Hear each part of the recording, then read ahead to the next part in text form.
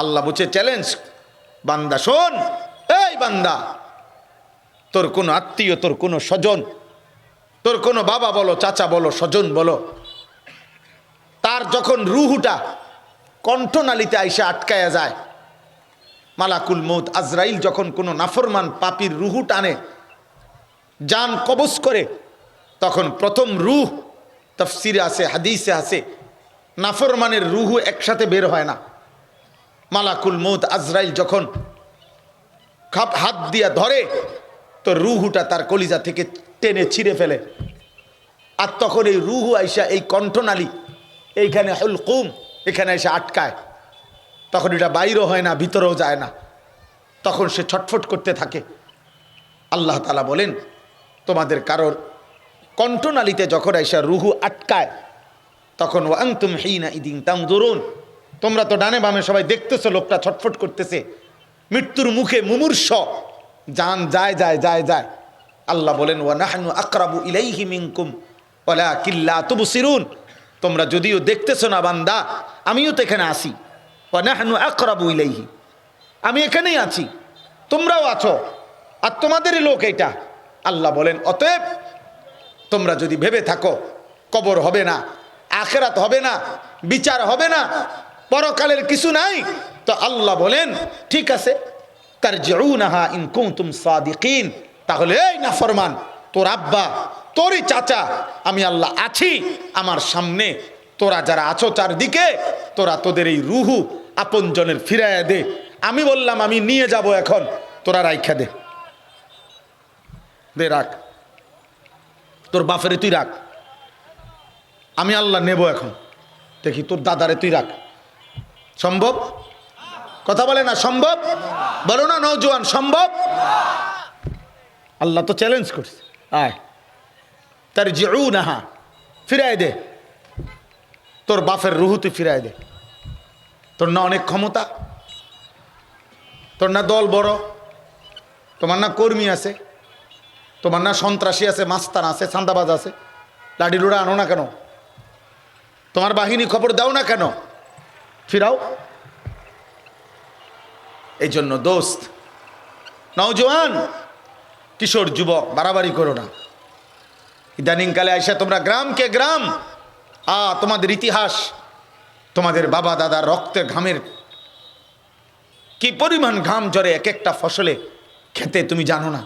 এই প্রখর রৌদ্রে, এখন তো রৌদ্র নাই, প্রচণ্ড গরমের রৌদ্রে তোমার বাবা, তোমার দাদার, তোমার ফ্যামিলির বড় মানুষগুলোর কি পরিমাণ ঘাম ঝরে প্রতিটা খাদ্যের সাথে, প্রতিটা ফসলের সাথে। এই পরিমাণ রক্ত পানি করা ঘামের মেহনতের টাকা, তা কষ্ট করে আইসা যখন জমায়, সেই কষ্টের ঘামে ভেজা, রক্ত মাখা, পানি ঝরানো, ঘাম ভিজানো টাকায় তুমি নারী দেখো, ছবি দেখো, উলঙ্গ দৃশ্য দেখো, মোবাইলের নর্তকী দেখো। আহা, মুসলমানের বাচ্চা, মুসলমানের ঘরে জন্ম নিয়া এক ওয়াক্ত নামাজ পড়ো না, 365 দিনে, খোদার এক বছরে কোনো দিন ফজরের নামাজ জানো না কখন ওয়াক্ত হয়। আহা নাফরমান, মুসলমানের ঘরে এমন নিকৃষ্ট হইলা কেমনে? আল্লাহকে এমন বলা কেমনে ভুললা? বলেন বাবা, এই বাপ, আপনাদের যেই সমস্ত ছেলে মেয়ে নামাজ পড়ে না, এক ওয়াক্ত ফজরের নামাজ পড়ে না, বিবি বাচ্চা যারা, একদিনও এই নাফরমানকে নিয়ে সংসার করেন কেমনে? তার জন্য রোজগার করেন কেন মিয়া? যার কপালে সেজদা নাই, ও তো মানুষের বাচ্চা না, ও তো ইনসান না, ও তো আনআম, ও তো চতুষ্পদ জন্তু, জানোয়ার। রবের গোলামি যে করে না, আল্লাহর গোলামি যে করে না, ও মানুষ কিসের আবার? ও তো জানোয়ার, ও তো আনআম। যদি বলেন জানোয়ার, রাগ করবে, তাহলে জানোয়ারের চেয়ে নিকৃষ্ট। বালহুম আদাল, মানুষ এবং জানোয়ারের মাঝখানে কোনো প্রাণী নাই। লোকটা মানুষও না, গরুও না, তো কিতা? তো মাঝখান দিয়ে আরেকটা কি বুঝেন নাই? মানুষ এবং ছাগলের মাঝখানে আর কোনো প্রাণী আসেনি, হয় সে মানুষ আর নয়তো সে চতুষ্পদ জানোয়ার। এবার যদি বলেন না এটা না, তাইলে আরো নিচে। এই জন্য আল্লাহ বলছে বালহুম আদাল, সে জানোয়ারের চাইতে নিচে, জানোয়ারের চাইতে নিকৃষ্ট। মৌলানা সাহেব, ওই যে হুজুর সাহেবরে দেখেন, হুজুর পুরা পাঞ্জাবিওয়ালা হুজুর, হুজুর ভিডিও করতেছে। হ্যাঁ হ্যাঁ মৌলানা সাহেব, আমি ছেড়ে দেই না মানুষটা, আর বড় বেজাল্লা লোক। আমি নতুন পুরাতন বুঝি না, এখানে নতুন আসছি, ওইখানে পুরান আইছি, ওই নতুন পুরান এত কিছু আমার দরকার নেই। আমি একবারে আসছি মনে করেন, আর যদি কোনোদিন আসতে না পারি আইলাম না। কেউই আমি জানি না আমরা আগামীর গন্তব্য আমাদের কার কখন কোথায়, কেউ জানি আমরা? খালাস, আজ আসছি আজই বললাম, বাকি কথা আগামী বছর কম কিতাম, আগামী বছর কইতাম, আজকেই শেষ কথা। বাকি কথা আগামী বছর কি দরকার?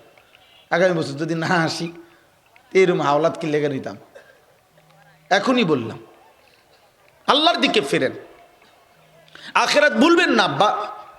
আজ চারিদিকে আপনাদেরকে দুশ্মন, আপনাদের 8টা জেলা রংপুর বিভাগের আপনাদেরকে দুশ্মন বেষ্টনী দিয়া রাখছে, আপনাদেরকে দুশ্মন আটকায় ফেলছে চারদিকে। আশ্চর্য, আপনারা এই পরিমাণ বিপুল মুসলমান আছেন, এত বেশি পরিমাণ আপনারা কিশোর যুবক আছেন। এই মুসলমানের বাচ্চা নওজোয়ান, তোর কলিজায় যদি ঈমান থাকে তো কাদিয়ানি বেঈমান এই জমিনে কেমনে মুসলমানকে বেঈমান বানায় কেমনে? যদি তোর কলিজায় ঈমান থাকে মুসলমান, তো খ্রিস্টান বেঈমান মুসলমানের সন্তানকে খ্রিস্টান বানাবে কেন? আমার রক্তে ঈমান নাই? আমরা কাপুরুষ? আমাদের কোনো ইতিহাস নাই? 1450 বছরে এই পৃথিবীতে মুসলমানের সাথে চূড়ান্ত লড়াইয়ে আজ পর্যন্ত পৃথিবীর কোথাও মুসলমান চিরতরে নিশ্চিহ্ন হয়ে গেছে। মুসলমানের আর নাম নাই, ছিটা ফুটাও নাই, মুসলমানের একটা লোকের অস্তিত্ব নাই। আল্লাহর জমিনে এমন কোন জমিন এখনো পৃথিবীতে নাই। ইসলাম সূর্যের মতো, সূর্য কোনো একদিকে যদিও ডুবে আরেক দিকে উঠে, এজন্য পৃথিবীর কোথাও কখনো কোনো আল্লাহর কুদরত এটা, মুসলমান যদি কোথাও নির্যাতিত হয়ও অন্য জায়গায় ইসলামের বিজয় ওড়ে। এজন্য গাজা এবং ফিলিস্তিনে যদিও মুসলমান নির্যাতিত, আফগানে ইসলামের পতাকা উন্নত। ইসলাম চূড়ান্ত হারে না, ইসলাম চূড়ান্ত ডোবে না। আল ইসলামু ইয়ালু ওয়ালা ইউলা আলাইহি, নবীজি বলছে ইসলাম বিজয়ী থাকবে, আগামী দিনেও ইসলাম বিজয়ী হবে, আল্লাহর দিন টিকবে। কোন ভণ্ড বেঈমান, এই কাদিয়ানি বেঈমান এরাও থাকবে না, কোন বেঈমানি থাকবে না। ইসলামের বিজয়ী হবে, কোরআনের বিজয়ী হবে। আজ চারিদিকে আমি সব জানি। আমি আপনাদের দিনাজপুরে গত বছর 24 সালে পুরা 40 দিন দাওয়াত ও তাবলীগের মেহনতে এক চিল্লা সময় লাগাইছি। গত বছর 24 সাল 5ই আগস্টের ফ্যাসিস্ট যখন পলায়ন করে, তখন আমি দিনাজপুরেই ছিলাম।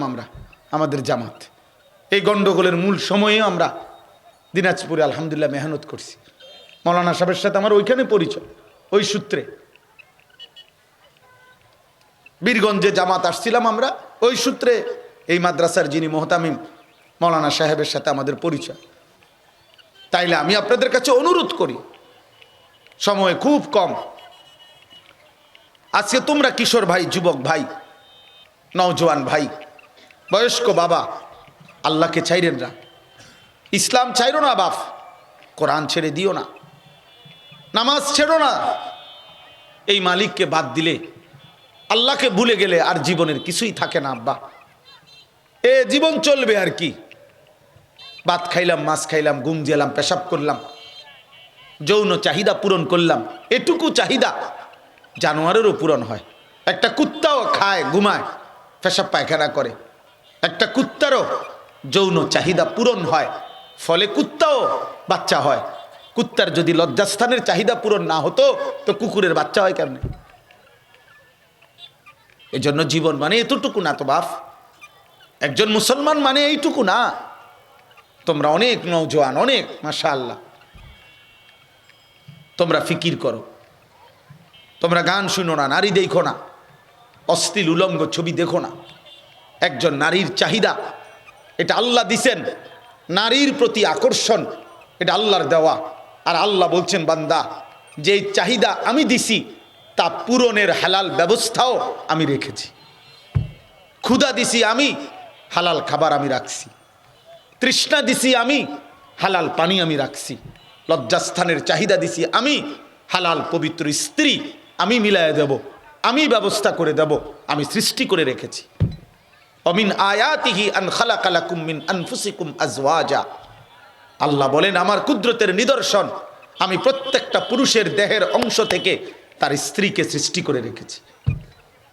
আল্লাহ আমাদের জন্য সব রেডি রাখছেন, হালালভাবে, বৈধভাবে। আল্লাহকে মেনে সেজদা দিয়ে নামাজ পড়ে খোদার কসম, আল্লাহর দেওয়া এই জমিনে আমাদের জীবনের যত চাহিদা, যত প্রয়োজন সব পূরণ করা সম্ভব। সম্ভব, সম্ভব, সম্ভব, বলে না সম্ভব। আল্লাহ জানে না আমাদের কখন কি প্রয়োজন, আল্লাহ জানে না আমাদের কখন কি চাহিদা, তাহলে আল্লাহকে ছেড়ে দেব কেন? আল্লাহকে ছেড়ে দেব কেন?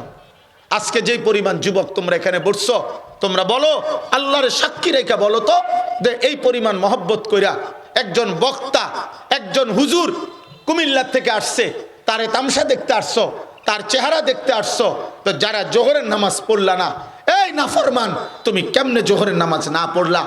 এক ওয়াক্ত নামাজ না পড়ে সারাদিনে 5 ওয়াক্ত নামাজ যারা পড়ে না, ওই নাফরমান সে ঘুমায় কেমনে? যদি এই ঘুম আর না ভাঙ্গে, যদি এই রাত আর ভোর না হয়, এই চোখ যদি আর না মেলে, কি হবে তখন? গাজায়, ফিলিস্তিনে এমন অসংখ্য বাচ্চা, অসংখ্য মুসলমান কি রাত্রে ঘুমায় নাই যে সকালবেলা হওয়ার আগে আগেই ইসরায়েলের কুত্তাদের বোমার আঘাতে উড়ে গেছে না? তো তাদের রাত কি আর ভোর হইছে? কথা বলো না আব্বা, ঘুম ভাঙছে আর? তো তোমার কি এমন হইতে পারে না? তো তুমি যে একটা সেজদাও দিলা না, নারী ছবি, গান, বাদ্য, অশ্লীলতা, নাটক, সিনেমা, বয়স্ক মানুষ আপনারা জীবন বানায় নিছেন। এ মুরব্বী চাচারা, আপনাদের অসংখ্য মুরব্বীর বদ অভ্যাস, আপনারা আপনাদের হায়াতের অবসর টাইম কিছুক্ষণ খেতে খামারে পরিশ্রম করে, আর বাকি টাইম বসে বসে চা দোকানে বিড়ি খায় আর টেলিভিশন দেখে, নাচ গান নর্তকীর ছবি দেখে। বুড়া মিয়া, আপনার লজ্জা নাই চোখে? আপনি মুসলমান না? আপনার শরম নাই মিয়া? 50 বছর হয়েছে এখনো নারীর লোভ গেছে না? 60 বছর হয়ে গেছে এখনো বেডি দেখার অভ্যাস গেছে না? আপনি মরতেন না? বলেন, আপনি 60 বছরও শুনেন নাই যে বিড়ি খাওয়া গুনাহ? এটা কোন নবীর, কোন সাহাবার, কোন আউলিয়া, কোন উলামা, আল্লাহর কোন প্রিয় বান্দার আখলাক?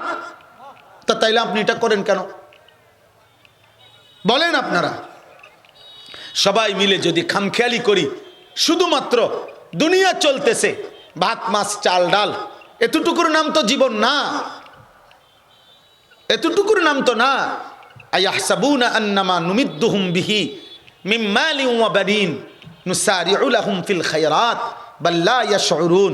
আল্লাহ বলে, আমার নাফরমান বান্দারা, আমার পাপী বান্দারা ভাবে আমি যে তাদেরকে দুনিয়ায় কিছু সম্পদ এবং সন্তানাদি দিলাম, এ কারণে আমি তাদের উপরে সন্তুষ্ট হয়ে গেছি। বাল লা ইয়াশউরুন, আল্লাহ বলে না না, তারা বোঝে নাই, তারা বোঝে নাই, তারা বিষয়টা বুঝে নাই। দুনিয়া 1000 বার, লক্ষ বার দিলেও এই দুনিয়া যদি কাউকে 7টা মহাদেশ 100 বারও যদি আল্লাহ কাউকে দেয়, আল্লাহ যে তার প্রতি সন্তুষ্ট এটা নয়। আল্লাহ তো কারুনকেও দিছিলেন, দিছেন না? তো আল্লাহ তার প্রতি সন্তুষ্ট হয়ে দিছিলেন। ফেরাউনকে আল্লাহ দুনিয়া দিছে না? কথা বলে না? তো আল্লাহ তার প্রতি সন্তুষ্ট হয়ে দিছেন। নমরুদকে আল্লাহ দুনিয়ার বাদশাহী দিছে না? তো আল্লাহ তার প্রতি সন্তুষ্ট হয়ে দিছেন। তাইলে তাইলে বলেন, পৃথিবী পাওয়া দুনিয়ার ক্ষমতা বলেন, পদ বলেন, পদবি বলেন, অর্থ বলেন, জমি বলেন, ক্ষেত বলেন, ফসল বলেন, টাকা বলেন, ছেলে মেয়ে বলেন, এটা তো আল্লাহর সন্তুষ্টির পরিচয় না। আল্লাহ বলছে আমার সন্তুষ্টি তো আমার সেজদাতে, আমার সন্তুষ্টি তো আমার গোলামির মধ্যে, আমার সন্তুষ্টি তো আখিরাতের মুক্তিতে, আমার সন্তুষ্টি তো জান্নাতি আমলে। ইন্নাল্লাযীনা হুম মিন খাশিয়াতি রাব্বিহিম মুশফিকুন, আমি আল্লাহর ভয় যার কলিজার মধ্যে, আমি তার প্রতি সন্তুষ্ট, তার প্রতি আমি সন্তুষ্ট।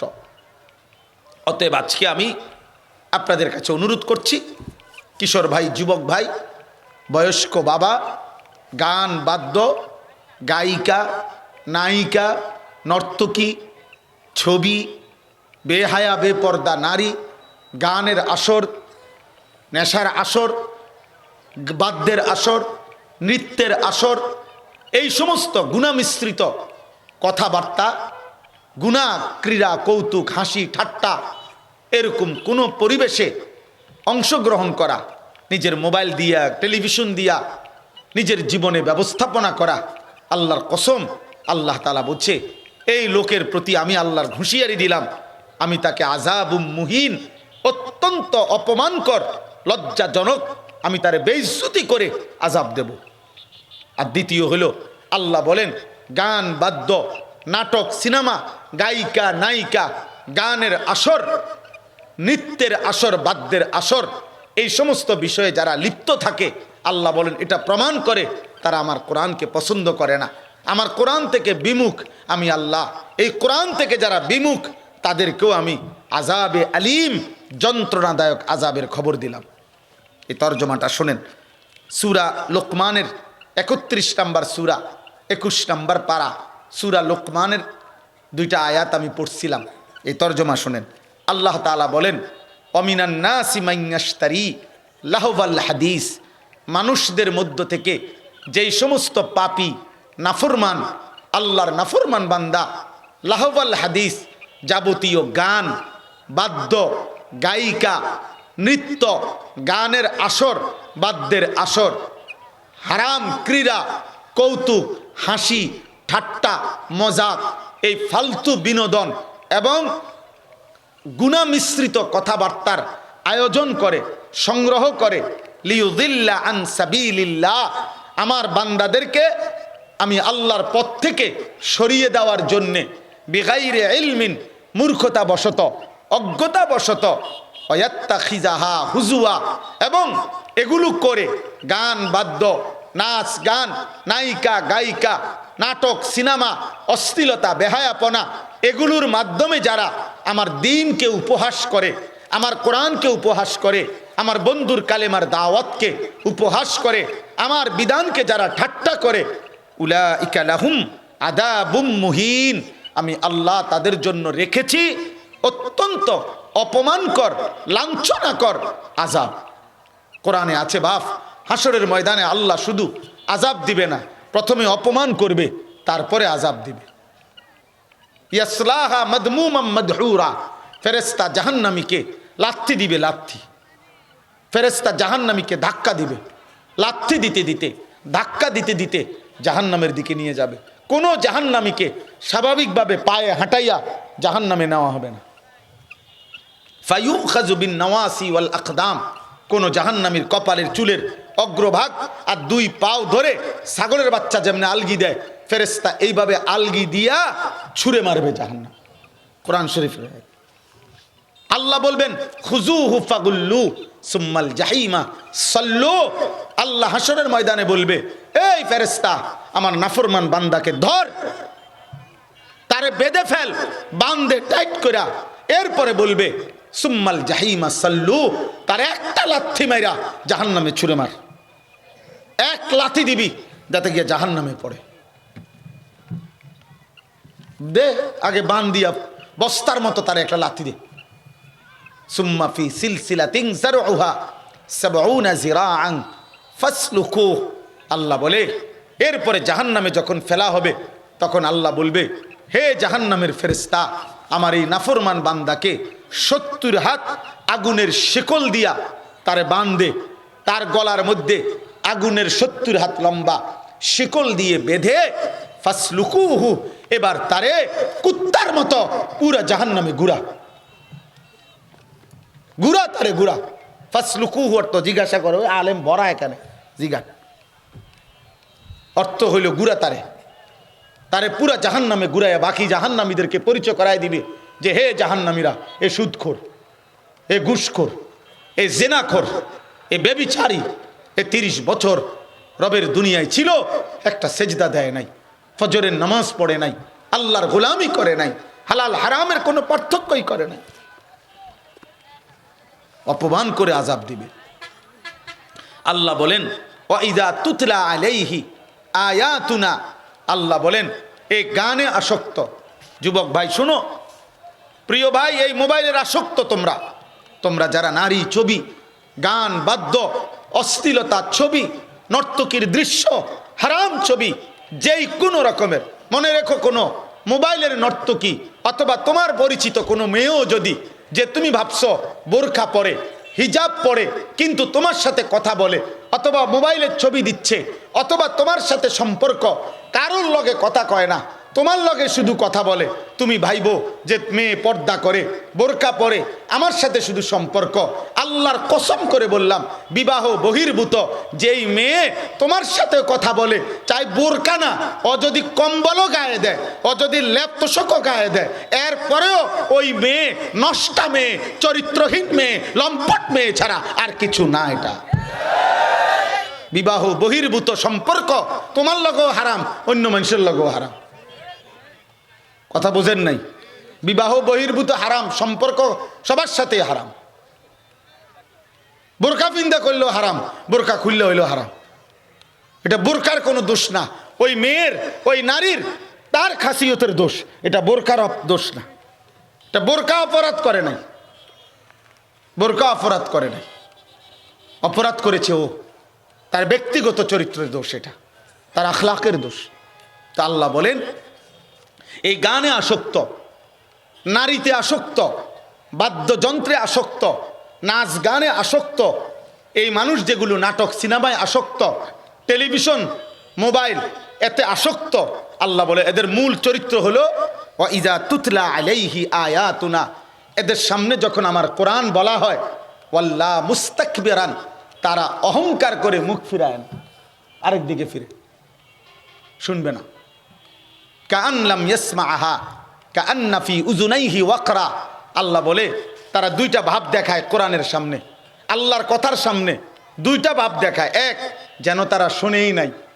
দুই, অথবা যেন বুঝায় সে আগের থেকেই কানে শোনে না, বধির, মানে তে কানেই শোনে না। দেখেন না, অনেক মানুষ আছে আখেরাত বললে, কবর বললে, অজু নামাজ, সূরা কেরাত, দোয়া কালাম বললে, না হুজুর আমরা গ্রামের মানুষ, সাধারণ মানুষ, মূর্খ সুরুক্ষ মানুষ, কোনো রকম দিন আইন না, কোনো রকম খাই, ইতা না আমরা কি আর ফার্মু, এগুলো বললে আর উনি পারে না। কিন্তু আপনি গ্রামে থাকেন, তাহলে আপনি মূর্খ মানুষ, আপনি গোস্ত দিয়া ভাত খান কা? মূর্খ মানুষ তো সবসময় শুধু ডাইল দিয়ে না ভাত খাবেন, কথা বলেন না কেন? আপনি যেহেতু মূর্খ মানুষ, গ্রামের মানুষ, আপনি টাইলস লাগালেন কেন? মূর্খ মানুষের আবার কিসের টাইলস?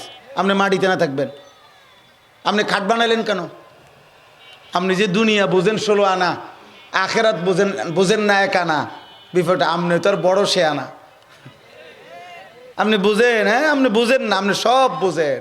আপনি বাদ বুঝেন, চিরা বুঝেন, বেডইত বুঝেন, বেডিত বুঝেন, আসমান বুঝেন, জমিন বুঝেন, 14 গোষ্ঠীর সমস্ত ফ্যাঁস লাগানি বুঝেন, কথা বলেন না কেন? আমি একদিন একজনকে জিগাইলাম যে আপনি দলিল বুঝেননি?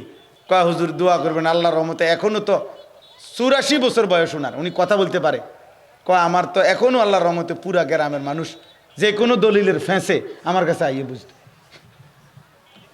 কি বুঝাটা বুঝে এবার উনি? আপনি কোন দুনিয়া এমন বুঝা বুঝলেন, আখেরাত বুঝেন না।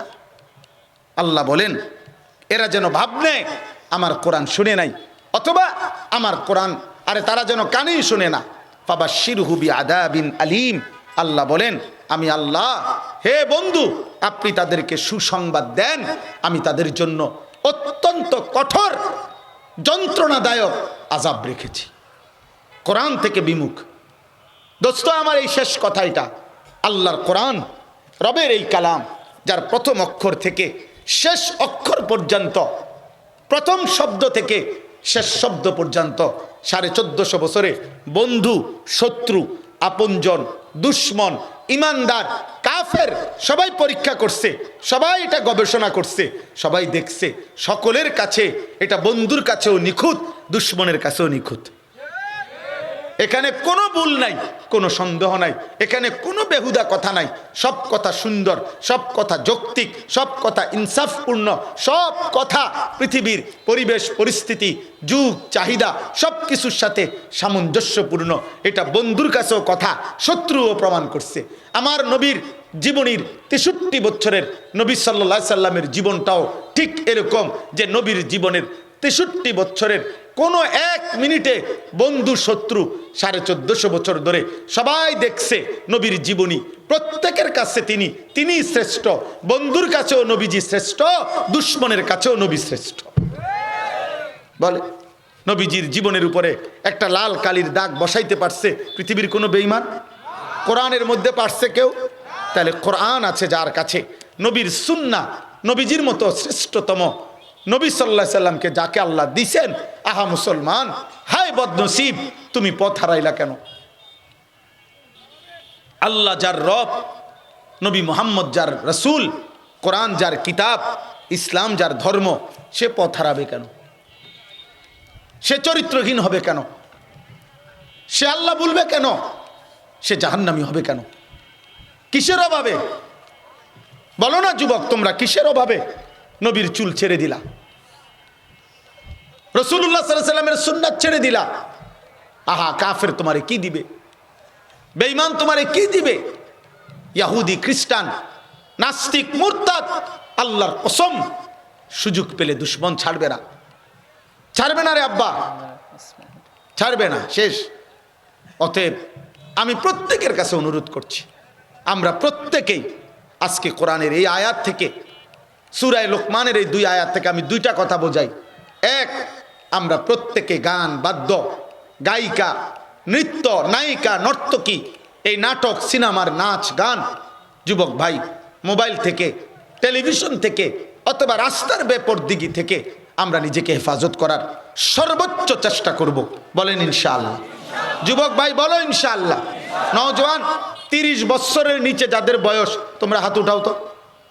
30 বছরের নিচে যাদের বয়স, দেখেন কি পরিমাণ, সুবহানাল্লাহ, মাশাআল্লাহ। এ তোমরা আলাদা নিয়ত করো, হাত উঠাও, বলো ইনশাআল্লাহ গান শুনবো না, নারী দেখবো না, হারাম ছবি দেখবো না, ইনশাআল্লাহ চোখের হেফাজত করবো ইনশাআল্লাহ। হাত কান। দোস্ত, আমি একটা কথা বলি, তুমি আমার লগে চাই রসিকতা করো না। তুমি তোমার মতো আমার মতো 2-4 জন অপদার্থ যদি ইসলাম না মানে, আল্লাহ না মানে, আল্লাহও ঠেকবে না, ইসলামও ঠেকবে না। তোমার মতো আকামলা ছাড়াও ইসলাম বিজয়ী হবে। নবী সাল্লাল্লাহু আলাইহি সাল্লাম আবু জাহেলকেও বলছে, আবু লাহাবকেও দাওয়াত দিছে, আবু বকরকেও দিছে, ওমরকেও দিছে। আল্লাহ বলছে, বন্ধু বলেন আপনি সবাইকে, লোক নিমু আমি। বুঝেন না হিসাবটা? লোক নিবে কে? আল্লাহ।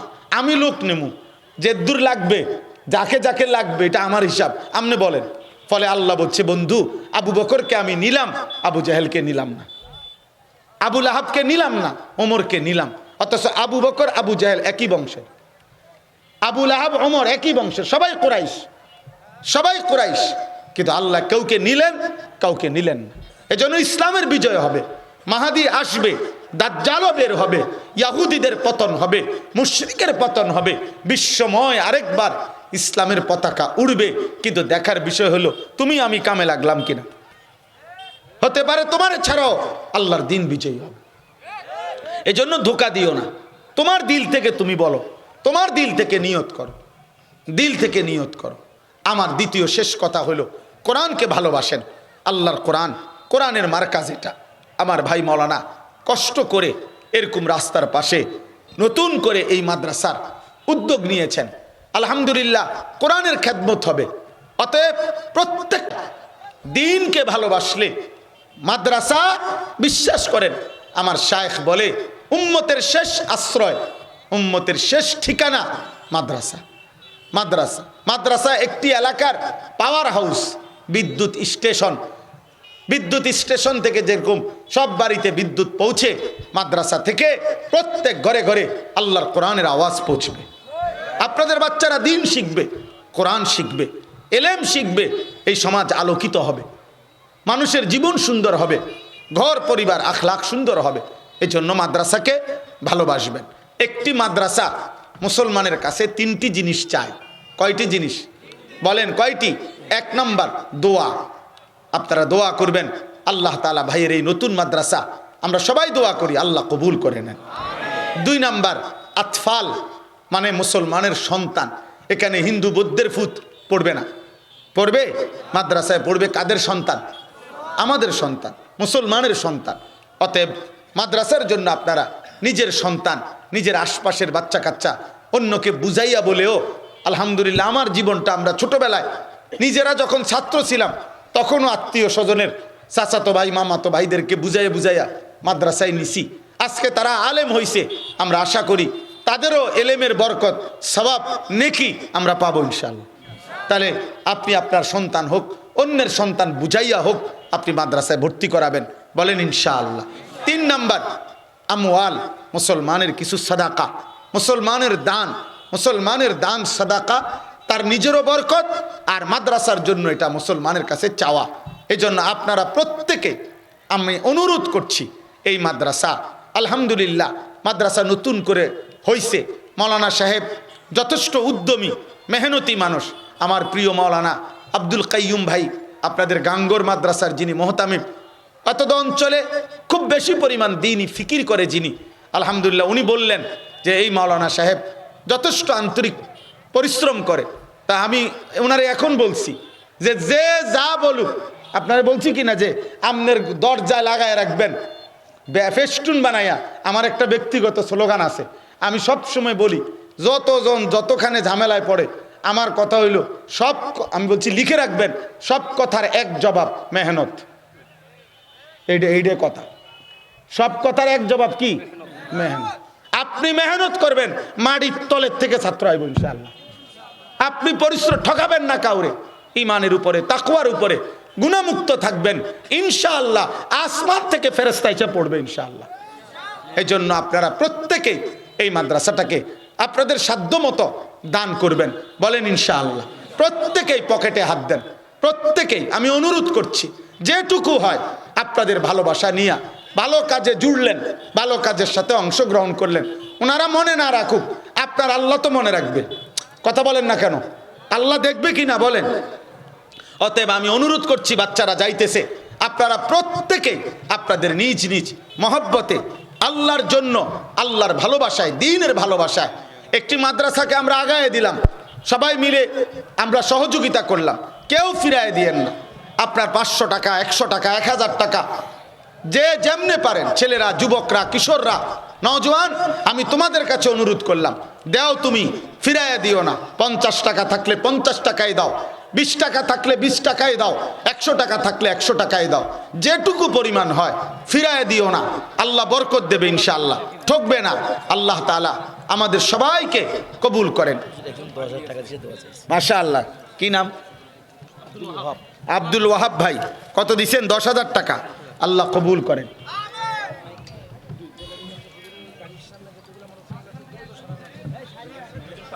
জি ভাই, আমার গাড়ির সামনে, আমার যে সাদা প্রবক্স গাড়ি, এটার সামনে যেই মোটরসাইকেলগুলো আছে, দয়া করে মোটরসাইকেলগুলো সরাই দিতে হবে। আমি এক্ষুনি চলে যাইতে হবে।